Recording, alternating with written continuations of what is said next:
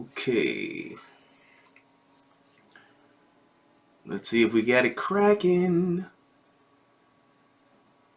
You'll never find a show that's like mine.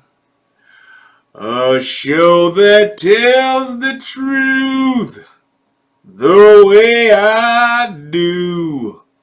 Hit you with the Lou Rawls. Hey, live. What's good, everybody? It's about to go down. Got 6 bottles of Chris, 6 model chicks, 4 Belvederes, got weed everywhere. What up, what up, what up? Here we go. Okay. Alright, now I can see I'm live. Alright, there we go. So, it is on and popping. Close this out, close that out, because I don't want no technical difficulties. Let me close out these tabs I got open. There we go. Okay. I got my chat up. I got my Yuletide background. What's happening? Yeah, buddy. I believe. Oh, wait. Where is my other picture? I don't know. I don't see it. Okay. No worries. Don't much matter not anyways. All right. What's good, everybody? How y'all doing out there, man? Hey, I'm glad to be back.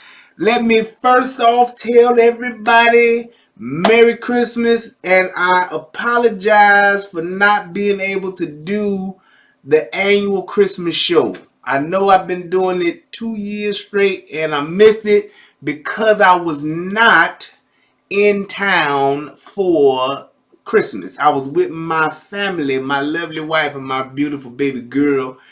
Shout out to them. Mwah, mwah. Daddy love y'all so much, and I miss you guys terribly. But yeah, so I wasn't able to do the Christmas special. We'll be able to do it next year though, so no worries. But other than that, I hope everybody had a Merry Christmas. Is my sound on? Yeah, it's on. Okay, I was making sure. Just wanted to make sure that everybody had a Merry Christmas. Is my sound on? Can y'all hear me? Let me make sure I can be heard now. Let me make sure that. Oh yeah, it is on. Mike, Merry Christmas. Yeah, y'all can hear me. Y'all tell me if y'all can hear me or not. Am I good? I hope I am. I think I am. That is going and that is going there. Yeah, sounds good. Thank you. Appreciate it. But yeah, so I just wanted to make sure that I wished everybody a Merry Christmas and a Happy New Year coming up. I think I might do something for New Year's. Actually, I probably pretty much am. I know I'm going to do something for New Year's because I'm going to be here. So I will be doing something for New Year's. So we going to do that. It's going to be on and popping. We'll figure something out, have some fun. May even do some phone calls or something like that. So we'll get that squared away in the next couple of days. But I did want to ask this very important question. And for those of you that just tuned in, please like, subscribe, share the show out to somebody so we can all watch it. But I wanted to ask this question. And I've had this conversation with several people. I actually had to have this conversation with it. I even had it with a Lyft driver. The question is this: is Die Hard considered a Christmas movie? I want to see what y'all say first, and then I'm going to tell y'all what I think. That's my question. Is Die Hard considered a Christmas movie? Die Hard with Bruce Willis, the very first one, is that a Christmas movie? Y'all let me know what y'all think. Let me see a few of the responses in here. That is the question at hand at the moment. Is Die Hard a Christmas movie? And while y'all are responding, I want to give a shout out to the first person to arrive in the chat, which was my man DJ Just J. You get the relationship rehab salute. Good sir. Proud of you. Shout out to everybody else that done joined in. Frantonio, Leslie, Mike, Princess X, Shelly, Mike Wash. Yeah. But so I got some nopes, I got some I think so's, I got some yeses. Alright, here's my answer. Die Hard is a Christmas movie. It is. It is a Christmas movie, and here's my justification as to why it's a Christmas movie. It was shot around and the Christmas time. It was shot around Christmas time. A Christmas movie don't necessarily mean it's about Christmas per se. It just means that it has to be a movie that is about the holiday or it occurs during that holiday time around Christmas. Case in point, when you um look at Scrooge. Scrooge is something that took place on Christmas Eve and rolled into Christmas. Is it a Christmas movie? Yes. It's about giving and being nice to people and all that kind of stuff. Christmas movie. Now you got Miracle on 34th Street. You got your Christmas stories. That's about Christmas. It is a Christmas movie if it's centered around Christmas time. So that's my opinion. Die Hard, in my opinion, and in my household, in my family, it's a Christmas movie. It's an action-packed Christmas movie. Every movie that you watch around Christmas don't have to be about old Saint Nick coming down the chimney. It don't have to be about somebody giving somebody something. It's just got to be about, hey, when I think of this movie, I think about Christmas time. Plain and simple. So, you ask me, Die Hard is a Christmas movie. It's just an action-packed one. A few people, well, a lot of people are going to die. A lot of things are going to get blown up. And hey, it's entertaining. But it is definitely a Christmas movie. So, that's been established and resolved. Moving right along. I wanted to dive right into this and talk about this R. Kelly survivors, the R. Kelly connivers. I don't know, but I'm gonna give my opinion because that's what the hell I do. So I want to first play this little snippet, little clip it, whatever you want to call it, this little sliver of a movie, if you will. And then I'm just gonna give my opinion on what it is, on what I think. Hey there to my beautiful wife. What's going on, baby? You're looking good from here. I could just picture you in my mind and see how good you're looking to me right now. Yes, I see it. I see it. Yes, yes. All right, back to the show. But I want to play this real quick. So, for those of you who don't know, there is a I guess you would call it not a documentary, but like a series or docu-series. I think that's what they actually called it, if I'm not mistaken. It's like a docu-series that's getting ready to come out about the women or the survivors of R. Kelly. Okay? And I'm just going to let it play. This is fair use. I don't have my fair use sign. I don't see it somewhere. It's somewhere around here, but I ain't about to look for it right now. I'm just going to get this video cracking. Check this out. God,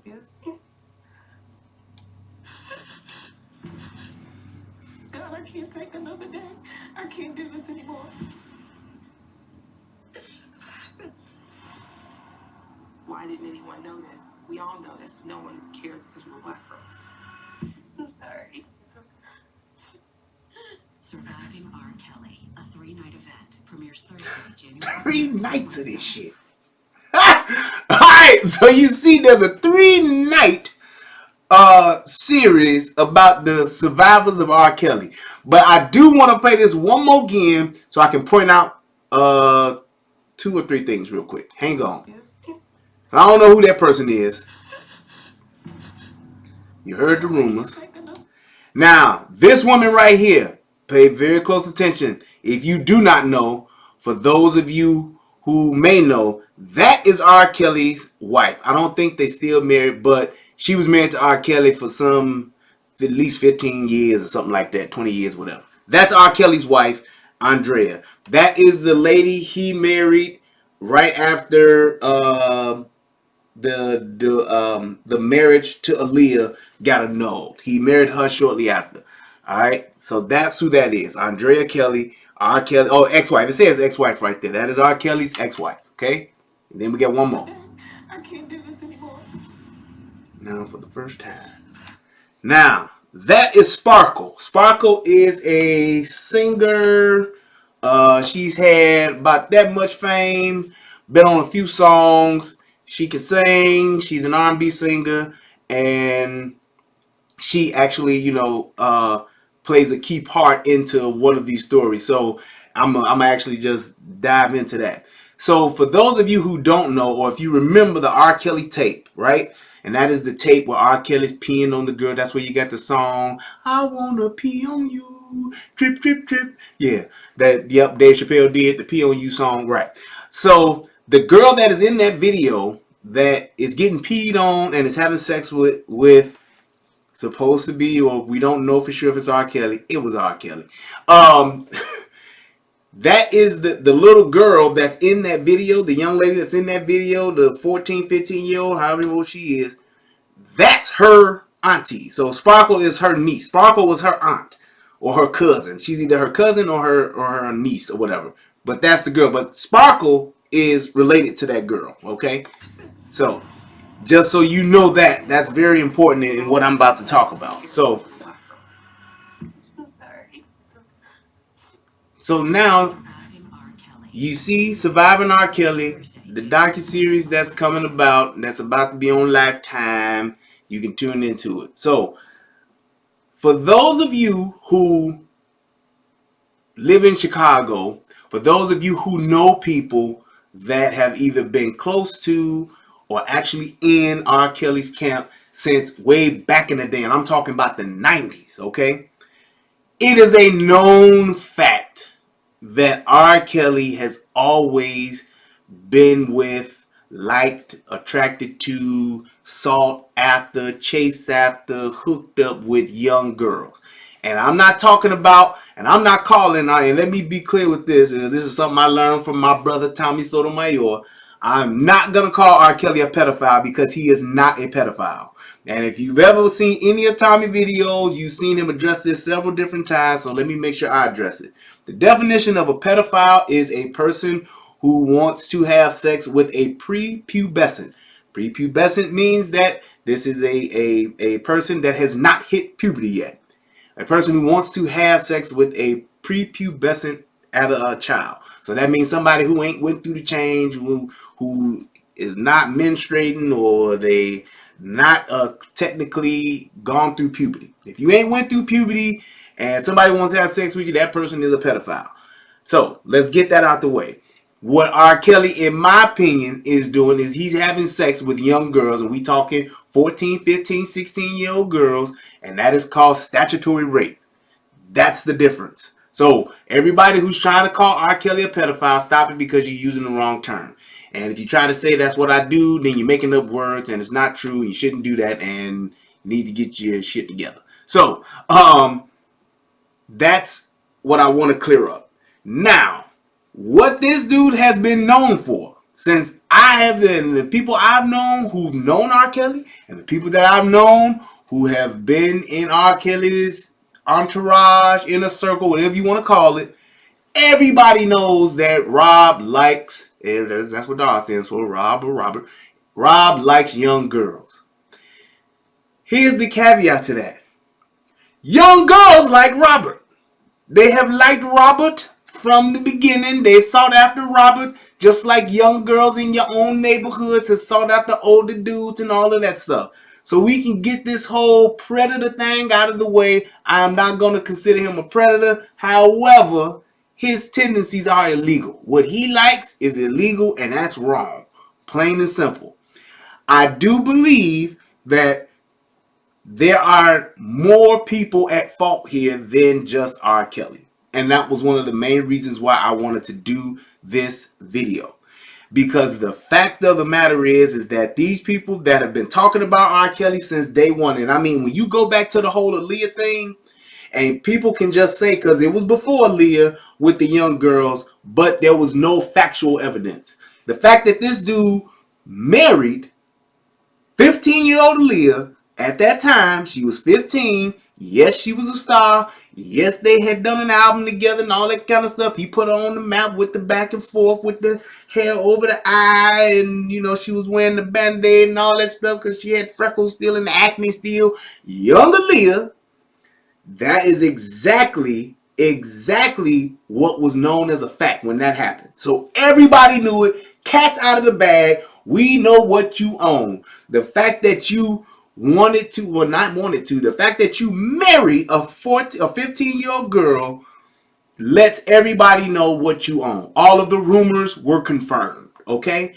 So, and we talking about this happened in what, 94 or something like that, 95 or whenever it happened. Back in the 90s. R. Kelly married a 15-year-old girl, right? And everybody who was hearing this and everybody who knew about it would say, oh, that was sick. I can't believe he would want to do that. Why would he want to be with a 15-year-old girl? That's nasty. Ain't no look. Couple of things I got to say to that. Number one is, hey, you may not agree with the fact that he wanted to be with a 15-year-old girl. Right? That's all disputable. You can debate it. You can say, hey, people have always done it. It's happened since the beginning of time. You can say that. Here's my thing. How come even back then there was no concern, there was no outrage, there was no, hey, what, WTF, what is going on with this girl's parents? Because the parents had to sign off on her marrying him at 15. So, how did that happen? The fact that they were able to legally get married meant that her parents had to sign off on that. Nobody seems to want to mention that part though, right? And I bring that up because it's going to play a very important role in what I'm about to say later on down the line. So, he got married to Aaliyah. It was a big blow up. It was public record. Everybody found out. And it was going to be so damaging to not just his, but to her career as well. They annulled the marriage. They 86'd it, nixed it, whatever you want to call it. And then he got married to Andrea. Andrea Kelly. For those of you who don't know about Andrea, how she came about, she auditioned at one of our, and you can even find this. This is known fact. She auditioned at one of R. Kelly's video shoots or something as a dancer, and she was a dancer, and she was dancing for R. Kelly in his videos, and then she became his choreographer exclusively, and then she became a choreographer, and then she became his wife. That's how that thing happened. Okay, now we all know from that time, since he got married to Aaliyah, got annulled, and then on to the time when he got with Andrea and they became husband and wife, and I think they had 2 kids or 2 or 3 kids. They had a couple of kids and all that kind of stuff. R. Kelly was still sleeping with young girls. R. Kelly was going up to Kenwood High School. For those of you who don't know, Kenwood is a high school in the Hyde Park area of Chicago, and it is it was at that time in one of the affluent areas of Chicago. It was like where the melting pot was, so you had a little bit of everybody at this school. And young girls were known to be picked up, hung out with, kicked it with R. Kelly at this school. R. Kelly used to come up there on a time or two and hang out with these young girls, right? So that happened. Everybody knew it. Even while he was married, when he on tour, on the tour bus, at the club, album release party, whatever the case may be, there were always young girls around. I have seen that myself at album release parties that he's had. There have been young girls around. So it was a known fact. Okay? Thing is that when it came down to the young ladies that were like supposed to be like the sex slave and Sparkle's niece and all of that kind of stuff, these people were served. These young girls were not only interested in wanting to be with R. Kelly, and I'm not justifying it by saying that that's what it was and that's they wanted it, so it's cool. Nope, because it's illegal. So I'm definitely in support of that. My problem with that is that the adults that were around, not just in R. Kelly's camp, but the adults of these girls, they were serving these girls up to R. Kelly. I don't know how many, but there are a good number of girls right now that have had relationships with R. Kelly, but they have signed non-disclosure agreements, which means they can't come out and say it, they can't come out and talk about it, they can't write a book, they can't do a movie, can't do a show. And I even think one of the ladies that she came out a few months back, she actually violated her non-disclosure agreement. But these girls were being paid in lump sums up front or in monthly stipends of large sums of money. So they getting racks on racks on racks because they had these relationships with R. Kelly. The girl who was supposed to have been his sex slave, that girl was served up with her parents acknowledging and allowing R. Kelly to spend time with her, sleep with her, and all of that. And those parents knew what was up. So my thing is this: whenever this little docuseries things come out, it's not to me about it being R. Kelly and R. Kelly making these girls victims, because they wasn't. The parents allowed their kids to become victims. R. Kelly ain't pulled up in no tour bus, snatched some girls off the corners, and then just ran off and had them locked up in a back room somewhere like Rick James did. Hey, y'all remember Rick James had that girl locked up for like 2-3 weeks? That was crazy. But he ain't did that. Ain't nobody heard no rumors of that, of R. Kelly just snatching young girls off the streets and running away with them and just having his way and turning them into sex slaves. No. These young girls were attracted to R. Kelly because he's a star. They was attracted to R. Kelly because they wanted to just be hooked up with the fame and all of the money and the benefits of being with a star. It's just like when you look at the what do they call the chicks, that the groupies? It's the same thing.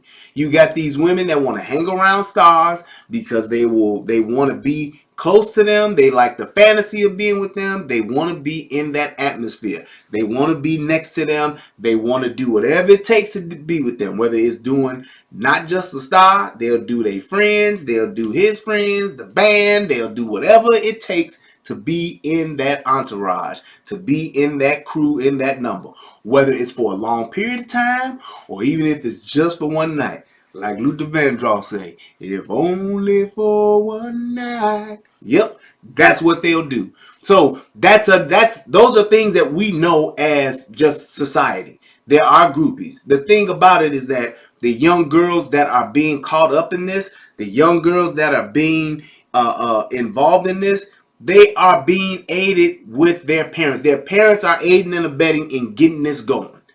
So you got R. Kelly, he show up, he see your daughter at high school or whatever, or see her at the mall or whatever the case may be. Yup, he get a number, they talking, they texting. Next thing you know, he at the house. He talking about, I want to hang out with her, I want to spend time with her, I can cut her an album, I can do a song, whatever he telling. And after all of that I do, I'm going to write you this check. Here go 50 grand. Whatever the case may be, sign this paperwork saying, hey, you hanging out with me and your parents okay with you hanging out with me and we good, and man, I don't want to hear nothing else about it. Good. Because if it wasn't happening that way, he would have been in jail for statutory rape. Facts, right? He would have been in jail for statutory rape. Yep, and there you go. Could be getting emancipated. Could be getting these young girls emancipated so they can make these decisions themselves. All of that, it just happens. It's like that's what he's been doing. And the thing is that these parents have been going along with it. And where the problem comes in at, and I even heard this in one of those stories, in a couple of these ladies' stories that were talked about earlier this year. It's when he's done with them. That's when the problem comes. So, yup, he comes and he does what you gonna say, Pied Piper. He comes with the Pied Piper, gets all the girls that he wants. He got his little crew, his little team, and they all sleeping with each other. He's sleeping with them. He got them locked up, got them crawling on the floor. He got them sleeping with this girl. She's sleeping with that girl. He doing whatever he want to do. All that stuff that they talking about he doing is probably true to some degree. I'm not knocking it. However, the problem is that when he say, okay, I want me a new one. I'm going to bring this other girl around because it's been a year, or it's been 6 months, or it's been 6 weeks, and I'm tired of you. Now I want somebody else.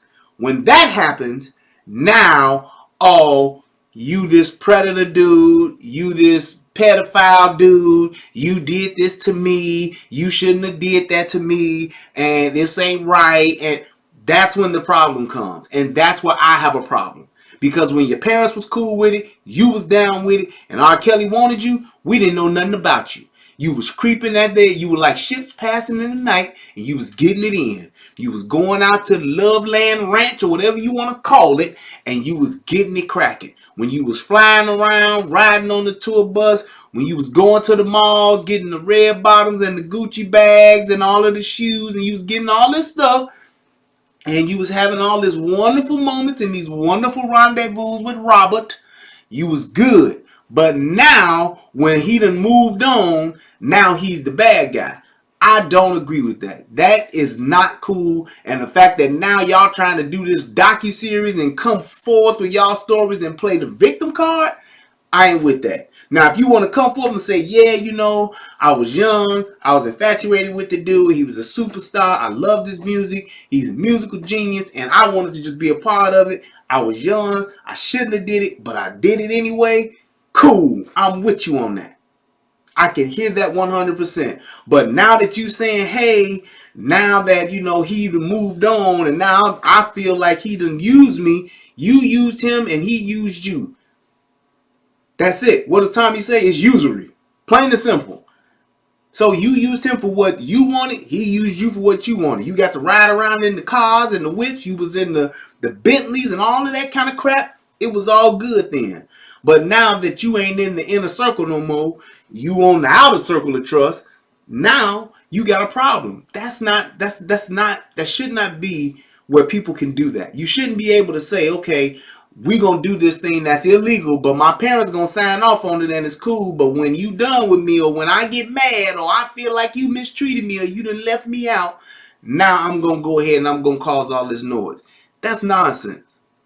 It's nonsense. And the fact that they got this whole documentary thing together, if these women are on here straight crying and talking about what he did to me and I didn't want him to do that to me, it's all a bunch of BS.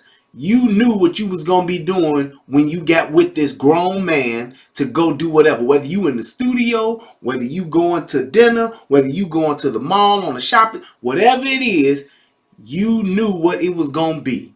Like I always say, any woman, and this goes from a teenager or a kid or whatever, you should never be alone with a man that you don't plan to sleep with.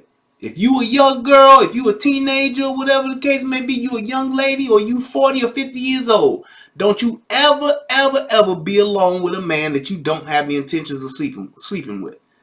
Plain and simple. You should never do that. And the fact that these people put themselves in this situation, and then it's good and it's quiet when you're sneaking around and having fun, but then when the dynamic changes and you ain't the one that's saying, hey, I'm on the inner circle now you crying victim, that's not fair and it's not cool. And the fact that you trying to send this whole message of you being a victim from day one, you're not. You're not. If your parents served you up, if you snuck around and you knew it was wrong, you knew that dude was a grown man and he was a star. You shouldn't have been with him then, and you shouldn't be sitting here crying and complaining and saying you a victim now. That's all I'm saying. That's all I'm saying. Is what he did against the law? Yes. But if you got people signing paperwork that are adults, you got parents signing paperwork and taking checks, that's trafficking if you want to call it what it is. There's no way there's no way that I would ever put my daughter, my niece, or whoever in the care of another grown man. I don't care if he talking about he gonna make her a superstar, he got a song for her, he wanted to sing on the hook on this hit. I don't care. If you gonna do all of that, I need to be there. An adult needs to be there. Everybody and their mama. And if you don't know, it's always sex or fucking, whatever you want to call it. It goes on in the studio. Yes, people making music, but it's also sex and drugs, gambling, whatever else kind of debauchery you want to think of goes down at a studio.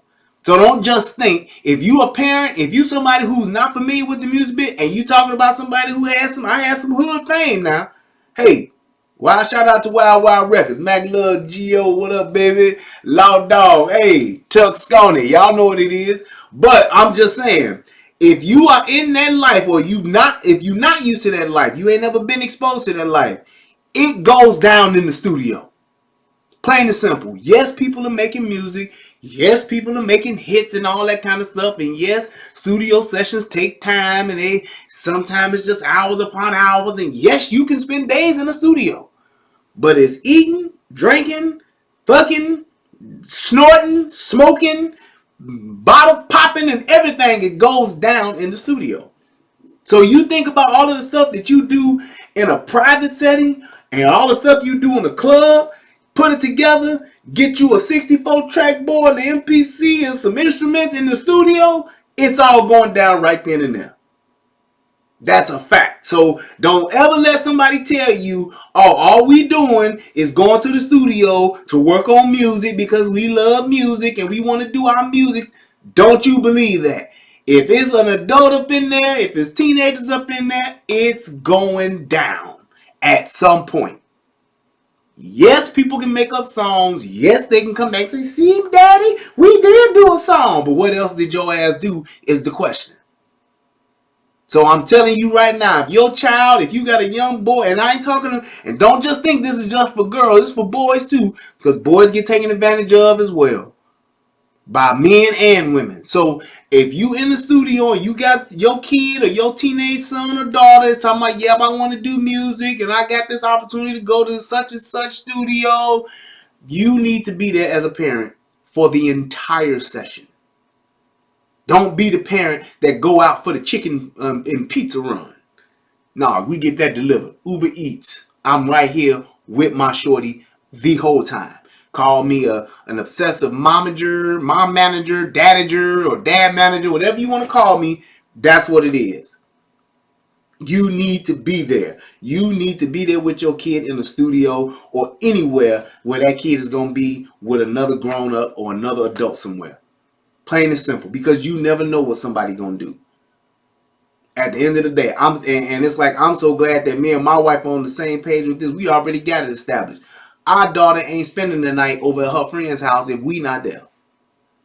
I will go over if my daughter want to go to one of her friends for a sleepover. We will go and I will sit there in the living room or in the kitchen. I'll be on my phone, whatever the case may be. I'll sit there the whole time. When it's time to go to bed, she gonna get back in the truck and we gonna ride back home. I bring it back for breakfast the next morning.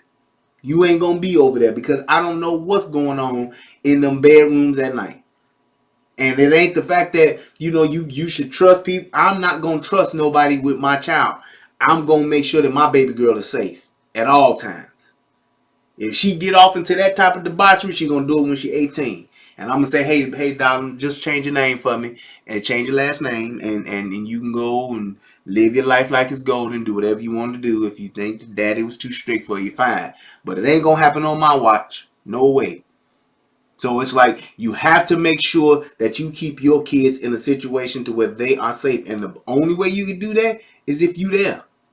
You need to be there. Plain and simple. So it's like when you're talking about these people that are saying they victims of R. Kelly, they not. They knew what it was. Everybody, and especially these people that's in Chicago, especially these people that's in Atlanta, everybody know what Rob does and what he like and what he do. He not the only one. It's plenty of old dudes that like young girls. Whether they 60 and like a 22-year-old or whether they 30 and like a 14 or 15-year-old. It's about what you are allowing your kid to be exposed to. And yes, you got girls that will jump out of their bedroom window at 2 o'clock in the morning to go be with this boy that's 18 or 21. It's the same thing. The fact that it's R. Kelly, you shouldn't have no higher expectation than you would have on anybody else that commits statutory rape, because that's what it is. You having sex with a person who does not have the legal right to consent to sex. And that varies from state to state. But that's exactly what it is. So I don't want to hear people talking about, oh, he a pedophile and he did this and he nasty and all that. Women do it all the time. When I remember vividly growing up, the girls that were my age were dating dudes that was 2, 3, 4, 5, 6, 7 years older than them. When I was 12, the 12-year-olds was chasing the 16-year-olds. When they was 14, the 14-year-olds, they was chasing the 17 and 18-year-olds. When we got into when the girls that were in 8th grade, 13-year-olds, They wasn't even looking at most of the boys in our classroom. They were looking at the kids that had already graduated and the kids that were in high school. That's just how it was. That's just what they did. And it was a known fact. If you had a car, you could get any girl that was that was under 8, that was in elementary school. She in 8th grade, she a freshman, you got a car, she going. Tell me if I'm lying. It wasn't like that. And even when we got into high school, we was freshmen, we was sophomores, those girls was looking at the juniors and the seniors. Most of the boys, we was looking, but we couldn't get them because they was trying to chase the one that was in college. Those juniors and seniors that were in high school, they was trying to date the boys that were already in college. So this is something that has always gone on in our community, and not just in the black community, but in everybody's community. It's always been like that. You have that pool or that portion, not all of them, but you have that good portion of those girls that liked older dudes. So yes, a 18-year-old would love to date a dude that's 22. So she'd be like, my man 22. He got a car, he got a dorm, he got an apartment, whatever. We can go over there and we can hang out and do whatever we gonna do. Just like, and for those of you, and I'm gonna go here. I'm gonna go here because it's the truth. For those of you that went to Julian back in them 90s, everybody knows, and it even came out on the news that we had our band teacher and we had the band teachers and our gym teachers was sleeping with them young girls. Tell me if I'm lying. Everybody knew what Mr. Street was doing. Yes, I'm calling his name. Everybody knew. I forgot the other young dude that was playing the trumpet too. They knew what he was doing. Everybody knew what Coach C was doing. He was sleeping with them young girls and them young girls was chasing after him. Everybody knew it. We was young and dumb to the point where we didn't know. We need to call the police. We need to tell somebody. But they was doing it.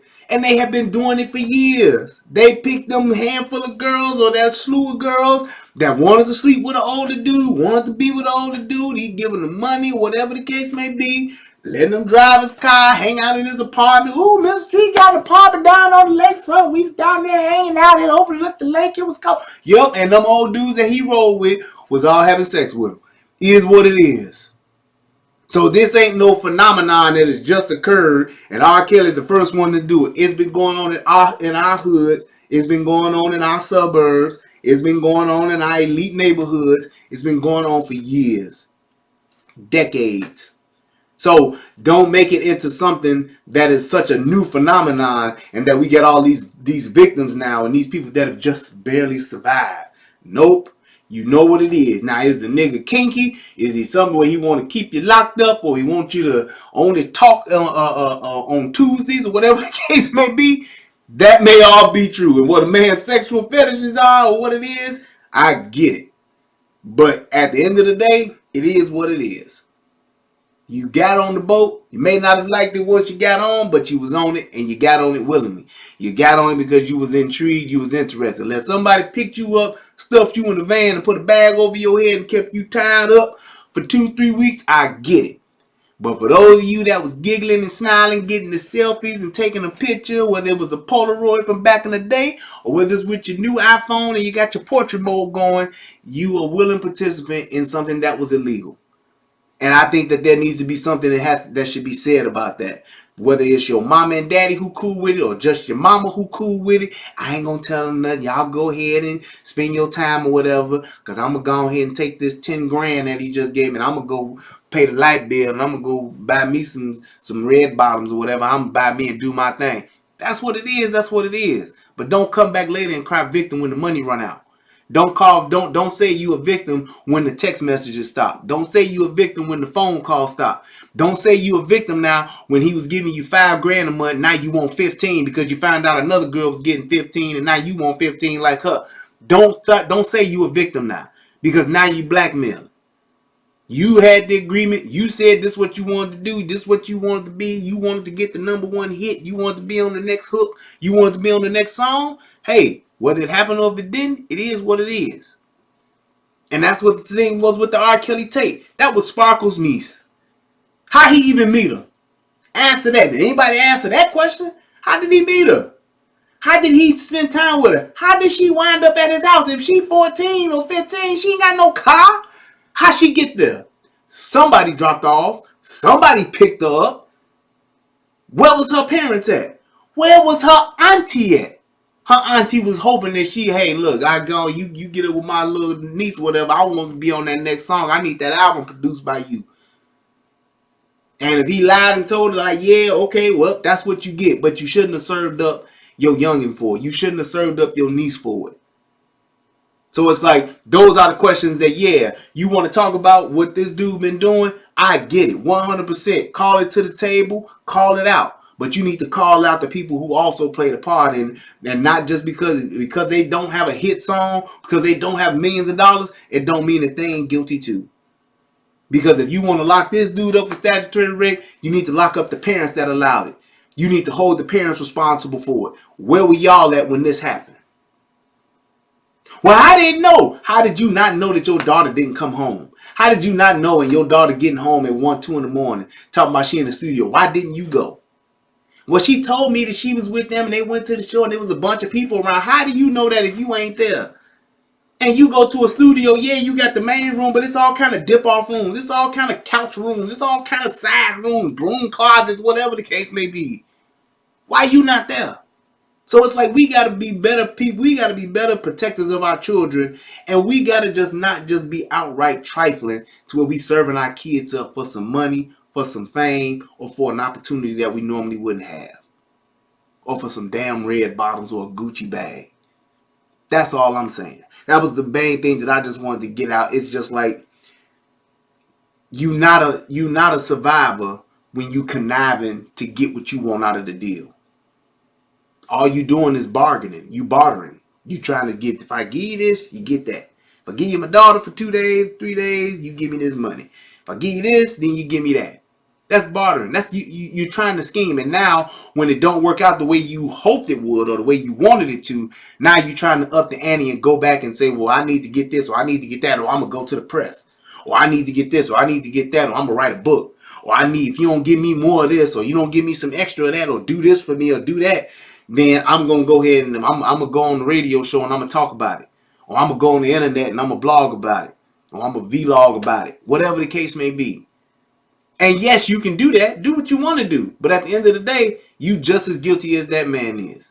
Don't think that you, the person who's trying to bring about awareness now, don't try to think and try to be the person, oh, I'm just trying to stop the trafficking that's going on. No, because when you was trafficking, it was all good.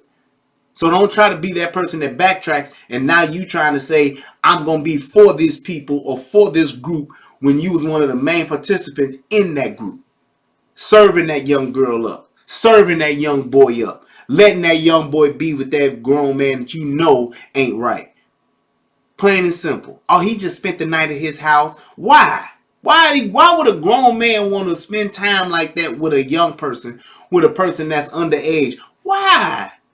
I don't give a damn how much fun they have or how much they got in common. It ain't gonna lead to nothing but to some sex at one point or another. Just like that video I did about that young girl and her mama and the dude was at the schools doing the band thing. Fine. He a band teacher. He coming in teaching the kids music. Great. Why is he driving your daughter home? Why is your daughter going by his house? Why is your daughter in a car with a bunch of other dudes that she don't know and you don't know that? And then now that she gets raped and she finally tells you because she's done, she can't deal with it. She ashamed now. Now you trying to step forward? You should have stepped up and stepped forward when she first said, "Oh, the band teacher gonna give me a ride home." The hell he is. You better get on that bus, or better yet, stay where your ass at. I'm coming to get on the bus and I'm gonna come get you with your little brother that I got in my arm, or whatever the case may be. Or how about this? Your ass can't go. Well, why can't I go? Because I said you can't go because I don't want you to be alone with nobody that you ain't having sex with. Plain and simple. That you don't plan to have sex with. Now, do you plan on sleeping with this music teacher? No, mama, I ain't going to sleep with that dude. Then you don't need to be alone with him. He ain't even like that. How do you know what he like? You don't know that man. You don't know that woman. And even when you talk about these young girls, as I'm bringing this up too, I'm gonna say it too. Even these young girls that's on these basketball teams, these young girls that's on these all-girl softball teams, them girls is being turned out by these older women. They may get their heart broke by some boy in school, but they talking to their volleyball coach, they talking to their basketball coach, or they talking to their softball coach about what this boy did, about what she did, or they curious. And next thing you know, the coach is got this girl and they driving home or whatever, and they start kissing and touching, and next thing you know, they carpet munching. It is what it is. It happens. That's how it goes down. And when people think that, oh well, it don't go down like it do. You gotta always remember, young people, whether they children, little girls, teenagers, whatever the case may be, the way that you write their sexual blueprint, it has an impact. That's just like when you look at little boys who may have feminine ways. They have feminine ways because they're around nothing but women. It's just how it is. Now you take it a step further and you have a man have sex with a young boy. You have a man that touches a young boy. A man that goes down on a young boy or makes a young boy go down on him. You writing his sexual blueprint. So now when he gets older, he's going to gravitate to not only what he's going to gravitate to what he's been exposed to. And that's going to now become a preference. It just happens like that. That's just like when dudes go to jail. You got a dude that's been in jail and then did 15 years. And in them 15 years, he been sleeping with a man. Now he get out. Some men might be on that gay for the state bullshit, but that sexual blueprint has been written now because of what they've been exposed to on a consistent basis. Now it becomes their preference. So you thinking that dude that you just sleeping with, that you got out of jail, you think he just like doing it in the butt because that's his thing? No, he doing it in the butt all the time because he thinking about that dude he was doing it to in the butt too. That's what he doing. Girl, he just love anal. No, he don't love it. He thinking about Tyrone's anal. That's who he thinking about.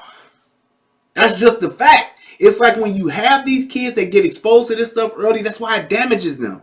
That's why you have these. That's just like I remember a long time ago when I saw that pimps up, hoes down thing with Don Juan was talking about, getting how you get a hoe. He said you don't just go get some woman that's just doing her thing. You get you a woman that's been damaged. I want that woman that's been molested. I want that woman that got issues, daddy issues. I want that woman who has low self-esteem. Why? Because I can take advantage of that.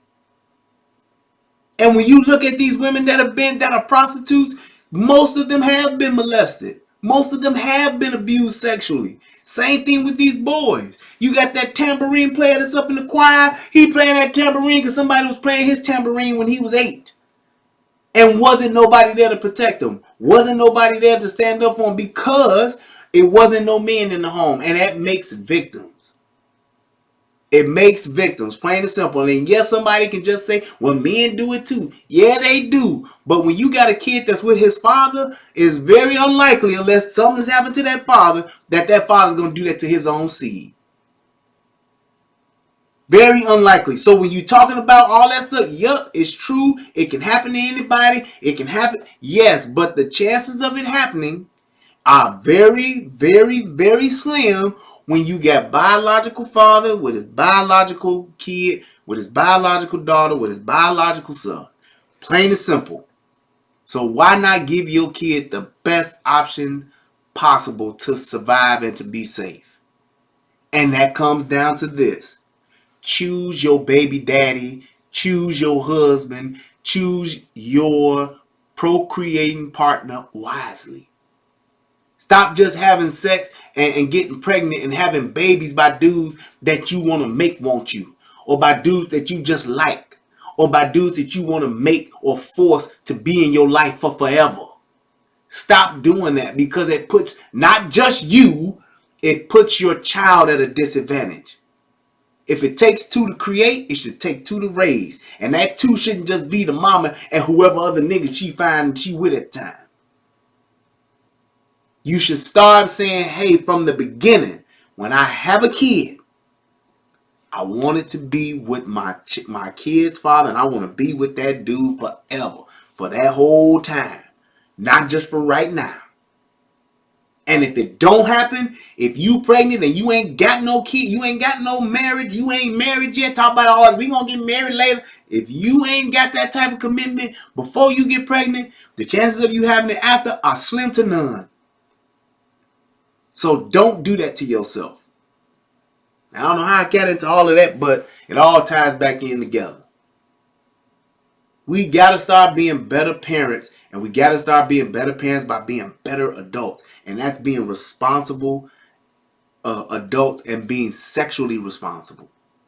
Stop just throwing your body around, especially for young women. Young women that hear this, if you a young lady, and I'm talking under 25, if you hear this, one of your best assets that you have right now is your youth and your beauty. But it is not your greatest asset. Your greatest asset is your mind and what you're using it for. Use it for more than just a podium or a stand for weave. Use it for more than just a podium or a stand for wigs. Start using what you have. Yes, men are going to always chase after your body. Yes, men love to see your body. You look good, but it's all fleeting. So by the time that it does begin to sag, by the time it gets fat, by the time it gets stretch marks, by the time you get your varicose veins, you got so much going on up here that a man is like, shit, yeah, she a little fat, or yeah, she got some veins with her, but she popping up here. She's self-sufficient. That's being independent, not being on Section 8. That ain't independence. That's being on the government teat, if you will. So, ladies, when you young, yes, you can go out and live your life. Hey, do what you want to do, but don't bring no baby into your shit. Don't bring no baby into your problems, into your instability. Get yourself together. Get your degree when you 24 instead of when you 34. Talking about you a phlebotomist now. Phlebotomist, that ain't no, that's not a good career. Plain and simple. Call it what it is. Going to Everest and graduating from Everest, that ain't the move. Get your degree first. Get your job. Start make 6 figures by yourself. Then you can have your baby with a man that's doing something more or just as much as what you doing. Or if he's doing a little bit less, you still in a position of where you like, I don't have to be under this person's will. I don't have to be under this person's, care. We choosing to come together. Start making those moves to cohabitate, to get married to build with. Start making those choices because it's what you want to do, not what you got to do. Because when you don't have food, clothing, and shelter, shout out to FSC, FCS, if you don't have those 3 things, the older you get, the more desperate you're going to get, and the more that you're going to compromise to have them. Everybody needs those 3 things to survive. And when you don't prepare yourself early in life to be able to secure those things, and you ain't got to go out and be a rocket scientist, but get yourself a good job to the point to where you are able to have your own house, not an apartment, your own house, have your own car, and be able to buy all of the clothes and things that you want. Your jewelry, your red bottoms, your Gucci bags, your Gucci purses, all of that stuff that you like, that you want to have, that you see Cardi B with, that you see Nicki Minaj with. If you want to have all that stuff, put your own self in a position to where you can get it and you can afford it, and your ass ain't writing the check for it. Your ass ain't paying for it. You being on your knees or using your mouth or bending over or spreading your legs ain't paying for it. That's the position that you want to be in at 24. You don't want to have to get on the pole to get your red bottoms. You don't want to have to go and lay down and sleep with this dude and that dude and that dude to get enough money from each one of them dudes to go buy your Chanel bag. You want to get your $400 braids put in. You shouldn't have to go suck a dick to do it. You shouldn't. Because if you do that, you are a whore. And all this hoes is winning. Yeah, you think you winning. But you ain't winning. You think you winning, but you ain't winning. And you ain't going to find that out until you're 45. Then you're gonna be talking about, I just want somebody who's gonna be real. I want somebody who wanna be somebody and be something. Who wanna be with you when you 45, ex stripper, ex I done been around the world and now I can't find none of my babies. Now you wanna be real and you want a dude who's a good guy now to come and save you. Don't put yourself in that position. Be in a position where you can say, "Hey, yeah, I will definitely say I remember," and I'm gonna get up out of here too. I can remember one of the things that I loved about my daughter's doctor. My daughter's doctor, she's had her practice and for years, and shout out to Dr. Arnold.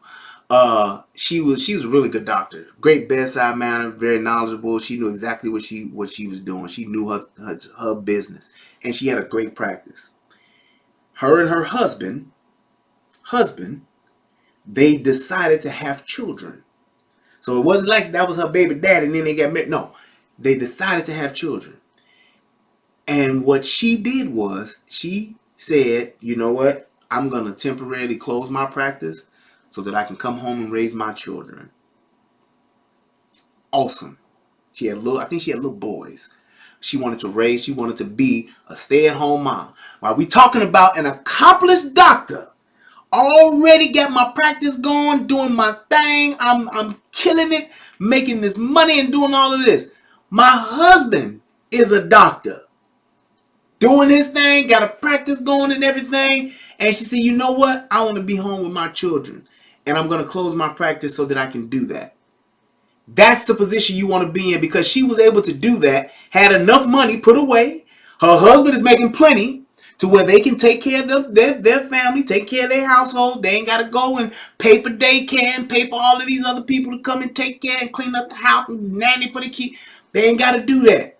She sacrificed for her family, her career, temporarily, so that she could raise her children. And now she was able to be a stay-at-home mom. And then when her kids get grown, she can pick back up and she can open her practice up again. That's a boss move. That's being an independent woman. That's being all of the cliches that women talk about. Oh, I'm this and I'm that and I'm a 5-star chick and all of that shit. When you can make them kind of moves yourself, because if her husband died 2 weeks later or 2 years down the road, God forbid, she could go right back into being that breadwinner instantaneously and take care of her family and her children and provide a good life. Not riding the struggle bus. Not sitting there saying, well, we making just enough to get by and hopefully I can get some WIC and some government assistance to help us. Not doing none of that. Can step right back up and take care of her family. Good night to you, my darling, and to my baby girl. I love you so much. I'll talk to you guys in the morning. But she was able to do that. That's the type of position that she put herself in when she was 17, 18, 19, 20. When she was going through medical school, when she was going through her what do they call it? When you go after you get your medical license, her dang it, I can't think of it. But when she went through that trial period of being a doctor and then she finally got to do her thing, that's exactly what she did for herself so that she could have the option to say, now I'm going to stay home, raise my kids, and then I'll go back to being a doctor. Her residency. Thank you, princess. She did her residency and all of that, started her practice, got her practice popping, if you will, doing her thing, and she was good. And then she was able to say, well, you know what, let me time out, shut down for a minute, and then I'm going to go ahead and raise my kids. Because I want to do what's best for my family and my children. That's the position you want to put yourself in, ladies. Not in the position where you horn yourself out so you could be with a star and ride on the tour bus, ride in a Bentley, drive a Bentley truck, drive a Mercedes 500 presidential series, all of that stuff. Don't do that at the expense of where you paying for it with your body. Don't do that to yourself, because at the end of the day, it's always going to be another girl that's younger, that's prettier, that got a bigger ass, that got bigger titties, and got a tighter pussy. It's always going to be one. You are not unique in that sense. There's only one you, but there's always somebody who's going to be prettier, who's going to be younger, who's going to be finer, who's going to have more of this and more of that, less of this and less of that. That's exactly how it is. Always. One of the things I remember my uncle telling my brother, I think, and he told me, he said, he was told, pussy is like Kool-Aid. A lot of different flavors, but it's still Kool-Aid. That's how you gotta realize that that's just a fact. Yes, you beautiful. Yes, you good. You fine. Yes, you great in bed, but you still Kool-Aid. It's always a different flavor. I love Kool-Aid. But I like different flavor. I like the blue raspberry lemonade. Fire. You give me some double cherry. Fire. You get the grape lemonade. Fire. It's all a matter of what flavor I want. I like Kool-Aid. You give me this one flavor, yes, I will enjoy it. But if another flavor comes along, I might want to drink that too. So it's like if you understand that, don't think that you that fine and you that perfect and you that your body that tight and you that gorgeous to where one dude is gonna do whatever it takes to be with you forever and a day and ain't no ever want nobody else, ain't gonna never be with nobody. I get all of that, but don't you think that you that special to where you can have everything in your life locked down because of how you look and because how you can make a dude feel. If a man ain't committing to you with a ring and all of that good things that come along with it, and he ain't providing you with no house and no cars and y'all ain't together legally, he ain't on that. Plain and simple. And any real man will tell you that. Straight up. It ain't about, man, you got all of this stuff and you just so fine and you just so special that you gonna be this dude and he gonna be with you forever and ever. Okay, you better have some other tools in your belt besides your body. Because that changes. Titties begin to sag. Asses begin to droop. Thighs begin to have cellulite. It happens. It's natural. It's supposed to happen. But it's what else you possess. It's those qualities of being a good wife, being a homemaker, being able to take care of your children, being able to cook, being able to clean, being able to hold your job, being able to have a career, being able to do all of those things. That's what makes you more unique and more of an asset instead of just your ass. Yes, your ass is an asset, but there's a lot of ass out here. So why would you think that your ass is so unique that, hey, I don't need to do anything else. All I have is, what do you have to bring to the table? Well, I have my ass. Okay, great. Yes, you have a great ass, but what else? Well, I have my ass. But what else? Well, I have my ass. That ain't just gonna cut it. And you don't want to just be with somebody who just wants you for your ass. Be with somebody who wants to be with you. Have somebody in your life that wants to be with you because of your job, the way you think, your ambition, your hopes, your dreams, the way you carry yourself, the tools you possess, the fact that you can do this or do that or have this and not just say, oh, I want to be in fashion and I want to sing. I'm talking about tangible things that can actually manifest stuff. I can get up and go to work and I can provide enough money for us to where we can live off of this. That's being an asset. I have enough money the way you don't have to spend money to take care of me too. We can use my check to have fun. We can use your check to pay bills or vice versa.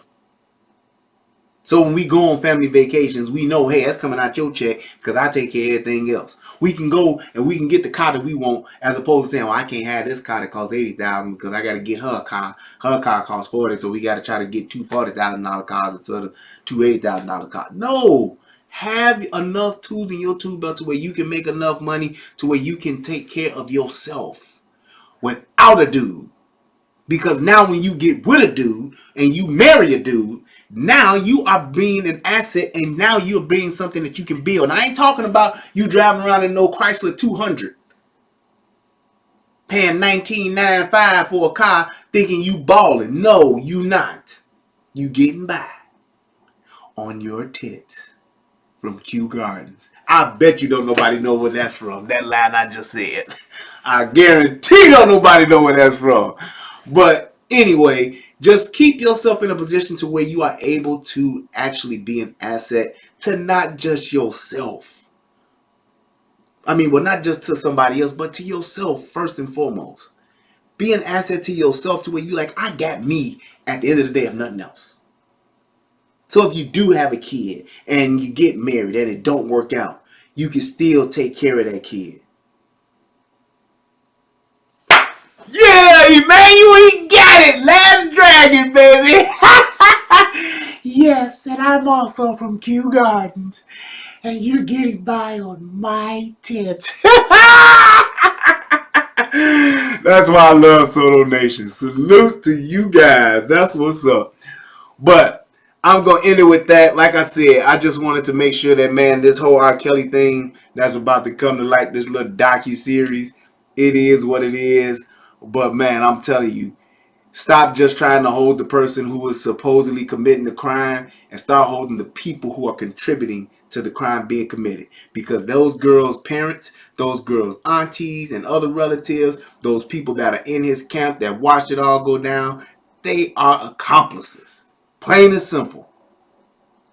If we go rob a bank together, you got the gun and I'm just standing around holding the bag. I ain't hit nobody. I ain't shot at nobody. I ain't went and grabbed no money, but I held the bag. I'm an accomplice. Plain and simple. I helped accomplish the job. I'm signing the paperwork for my daughter to hang out with R. Kelly, and I ain't gonna tell nobody. I ain't gonna go to the press, and I'm gonna take this check of 10 grand, and I'm gonna get it every month for the next 5 years. I'm an accomplice to statutory rape. And if you're gonna try to take him to jail, you need to take them girls' parents to get to jail too. That's it, and that's all. And that's all I have to say about that.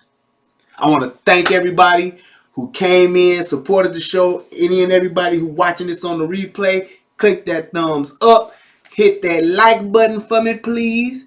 And I'm going to just check real quick because I know last time I had some donations and I missed donations. And I want to make sure that I don't miss again.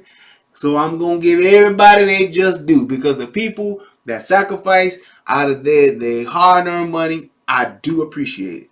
Everybody who donates to my show, who donates to my platform, I appreciate you all to the utmost. I know what it takes. And you talking about somebody who's getting back on their feet right now. That's just what I'm doing. I appreciate everything that you guys do. So I'm going to make sure that I go here and I'm going to go and make sure that I do my thing and thank everybody. So in case I did miss somebody last time, and I'm about to call them out first. So I want to give a shout out to, let me make sure I can say the name. Yep, I want to give a shout out to Barbara. Thank you so much for your donation. I appreciate it. I know last time I messed up and I didn't do it. I didn't catch it. But I definitely want to say thank you. I want to say thank you to Michelle Glass. I want to say thank you for yours. In case I missed you, I don't think I did, but I want to make sure. And let's see who I think that was it. I want to give a shout out to James Duran. I want to give a shout out to my man Emmanuel Branch. Hey man, Emmanuel, it was good meeting you, dude, up in Houston, man. That was awesome, dude, to finally get the chance to meet you, man. Shout out to you, and I hope that you have a happy New Year, and I hope you had a good Christmas too, bro. And thanks for catching my movie, The Last Dragon. I think you and you and Filthy Rock got it. Yep. Also, I want to give a shout out to I remember Princess X. Thank you, Amanda. Thank you. James again, thank you. My boy DJ Just J. If you haven't, check out the You Dig, subscribe to the You Dig and all that good stuff. And also to my man Emmanuel Branch, who's always donated and supported to me as well. I appreciate you guys. Everybody else, I believe that's it. Yeah, that's it. Any and everybody else that has donated, thank you so much. I appreciate it. Till next time. Also, be looking for some United Guns of America stuff I got coming up. UGOA ain't dead. I'm just getting back into the swing of things, getting back on track. 2019 is going to be on and popping. And that's one of the main reasons why I'm doing a show on New Year's and New Year's Day or New Year's Day, just so I can make sure that I stay on track with dropping this content. But I thank you guys. And as always, I want to give a shout out to my brother Tommy Sotomayor. Thank you, sir, for everything that you do, everything that you sacrifice, and everything that you give and pour into us on a daily basis. My man is working hard. And to all y'all that's out there biting his style, and all y'all that's out there biting his talking points and biting and just doing the shit that he do and don't get a man homage, you ain't shit. I always pay homage to that brother. Great deal of what I do is say, hey, I get it from Tommy and I appreciate him giving it to me so that I can do it. So it is what it is. I appreciate everybody in Solo Nation. I love you guys. And until next time, peace and I'm out. Bye, life. Y'all be easy, man. Thank you so much. Peace.